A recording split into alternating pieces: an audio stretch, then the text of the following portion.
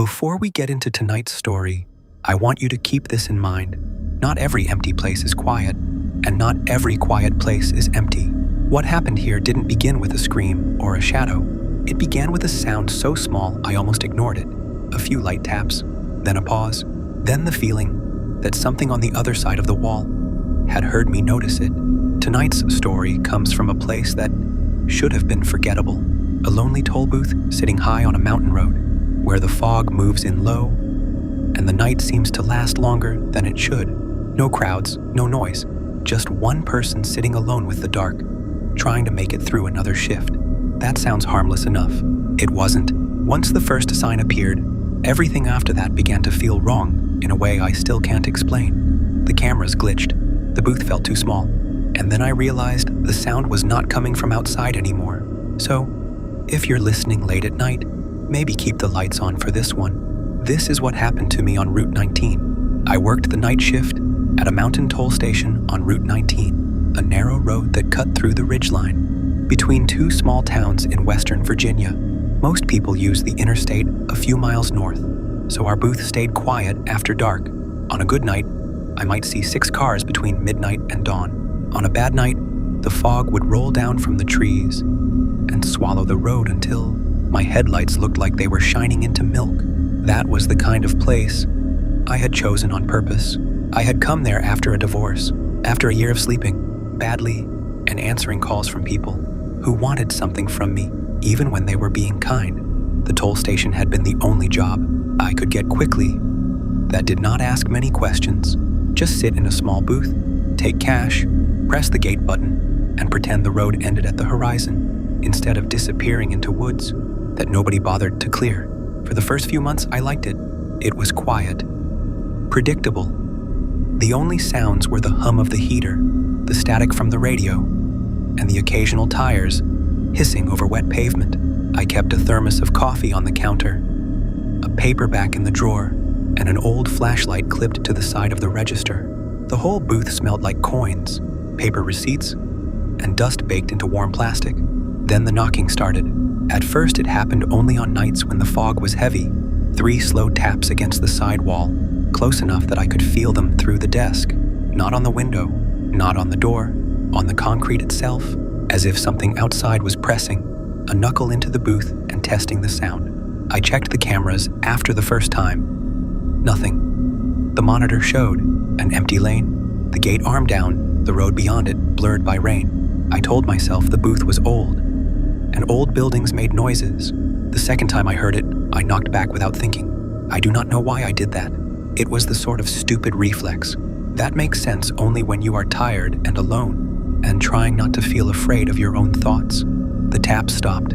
Then, from behind me, inside the booth, a soft voice said, "Open." I spun around so fast I nearly knocked over my coffee. Nothing was there. The radio was still hissing. The heater was still running. The little square room was empty except for me, the cash drawer, the ticket rolls, and my own reflection in the dark glass of the window. I did not sleep after that shift. The next night I arrived early and walked the perimeter with my flashlight. The booth sat on a concrete island in the middle of the road, with a maintenance shed on one side and a drop into the slope on the other.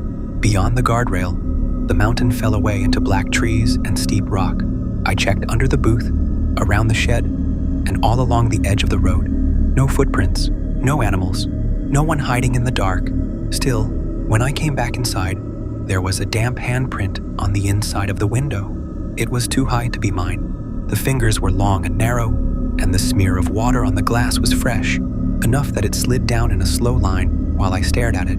I called my supervisor, Frank, the next morning. He was one of those men who had worked the same job so long that he no longer believed the world could surprise him. Probably condensation, he said, after I explained what happened. It was on the inside. Then somebody got in there before your shift. No one gets in there without a key. A pause. Then he sighed the way a tired parent sighs at a teenager. Who insists the basement is haunted? People mess with booths when they're bored. Leave the door locked, keep your eyes open, and stop drinking so much coffee. I almost laughed, because that was easier than saying I had not been drinking much coffee. I had been too afraid of how loud my heart sounded in the quiet. 2 nights later, the cameras stopped working. Not all at once, just the one pointed toward the lane. The feed was there, but every few seconds the picture would smear into static, then settle again with a strange delay, as though whatever stood in front of the lens was too close for the camera to understand. I sat forward and watched the image flicker. The road was empty. Then something moved at the very edge of the frame. Not a person, not exactly an animal either. It was too tall to be standing normally and too thin to look solid. The shape leaned into view from the darkness beyond the lane, paused as if it knew the camera was on it, and then drifted back out of sight. I turned off the monitor and looked out the window. Nothing. The fog had thickened until the headlights made little tunnels of light in the white. The gate arm stood motionless in front of me. The road beyond it disappeared less than 20 feet away. Then the knocking returned. This time it came from the ceiling. I stood up so quickly, my chair slid backward and hit the wall. The sound was not loud. That was the worst part.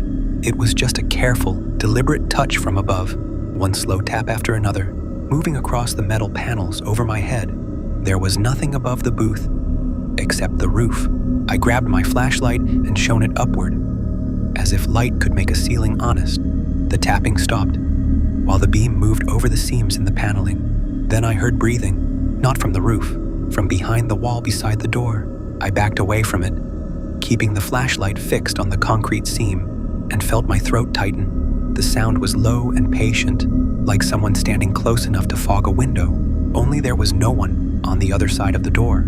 Just the wall, just the dark. I did the first thing that came to mind and hit the panic button. It was supposed to call the road, patrol and trigger the floodlights.